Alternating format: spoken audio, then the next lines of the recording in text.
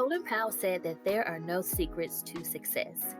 It is a result of preparation, hard work, and learning from failure.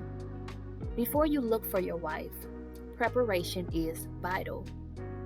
We do not know much about Boaz, but what we know is that he was a relative of Naomi's husband and that he was a godly, wealthy, and influential man in Bethlehem. I believe that you can learn 3 things from Boaz regarding preparation. Number 1, he was a man of God. God's sons are not perfect, but they strive to make progress to be better. Men of God just move differently. Even in these 4 short chapters of Ruth, Boaz demonstrated that he was God's son. How? Based on his actions and his words, you can tell he was submitted to a higher power.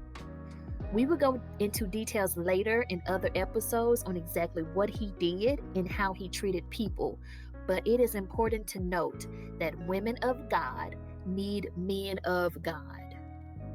The next thing that you can take from Boaz is that he was also a wealthy man. Boaz had a great deal of money, resources, and assets. And in the Bible, there was a famine in the land that caused Naomi and her husband and others to leave Israel. But when she returned, Boaz still had land, crop, and field workers. So does money make you a man? No. Does having riches make you a child of God? Absolutely not. So how does wealth relate to a man? See, wealth is largely the result of habits and character traits. Building any type of wealth or increasing your finances requires action on your part. It requires a level of commitment and determination to pursue the things that God has put on your heart. It requires a drive like no other, discipline and self-control to stay the course. I believe that if you put God first, strengthen your talents and skill sets, and use your gifts to serve others, God will meet all of your needs. And lastly, what we can take from Boaz is that he had influence. He made connections with the right people and made an impact on the lives of others. So men, if you are waiting on your wife, it is important to be prepared for her.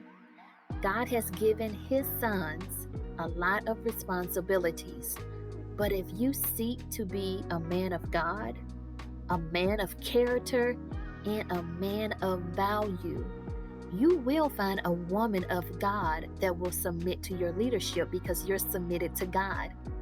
You will be successful on your journey and you will have the favor of God on your life.